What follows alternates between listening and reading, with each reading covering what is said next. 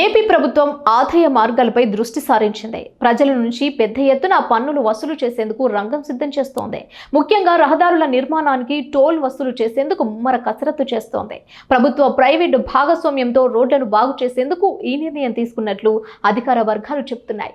ఈ మేరకు తమ నిర్ణయాన్ని ఏపీ ప్రభుత్వం అధికారికంగా ప్రకటించకపోయినా గత 2-3 రోజులుగా సోషల్ మీడియాలో ఇదే చర్చ నడుస్తోంది. కూటమి ప్రభుత్వం అధికారంలోకి వచ్చిన తర్వాత ఆదాయ మార్గాలపై అన్వేషణ మొదలుపెట్టింది. రాష్ట్ర ఆర్థిక పరిస్థితి బాగా లేకపోవడం, సూపర్ 6 హామీలకు పెద్ద ఎత్తున నిధులు అవసరం కావడంతో ఏం చేయాలో అర్థం కాక కూటమి పెద్దలు తలలు పట్టుకుంటున్నారు. ఇలాంటి సమయంలో అవకాశం ఉన్న ప్రతి దానిపై డబ్బులు వసూలు చేసేందుకు సిద్ధమవుతున్నారు. గత 10 ఏళ్ల వైసీపీ పాలనలో రహదారులు గోతులమయంగా మారడం, వాటికి మరమ్మతులు చేపట్టకపోవడం వంటి కారణాలతో ప్రజల్లో ప్రభుత్వంపై అసంతృప్తి రేగింది. సంక్షేమానికే పెద్ద ఎత్తున ఖర్చు చేసిన మౌలిక వసతుల కల్పనలో మాత్రం విఫలమైంది. ఈ తరుణంలో అధికారంలోకి వచ్చిన కూటమి రహదారుల నిర్మాణంపై ప్రత్యేక దృష్టి సారించింది.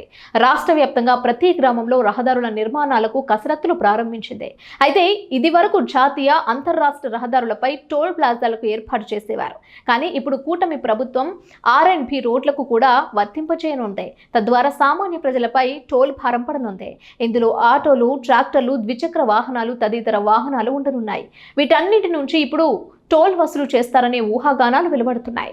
ఇప్పటికే టోల్ భారం మోయలేకపోయిన వారికి ఇది మరో గుదిబండగా మారనుంది. రాష్ట్ర ప్రభుత్వం నుంచి అధికారిక ఉత్తర్వులు రాకపోయినా దీనికి స్పష్టత ఇవ్వవలసిన అవసరం ఉంది. మరి దీనిపై ప్రజలు ఏ విధంగా స్పందిస్తారో చూడాలి.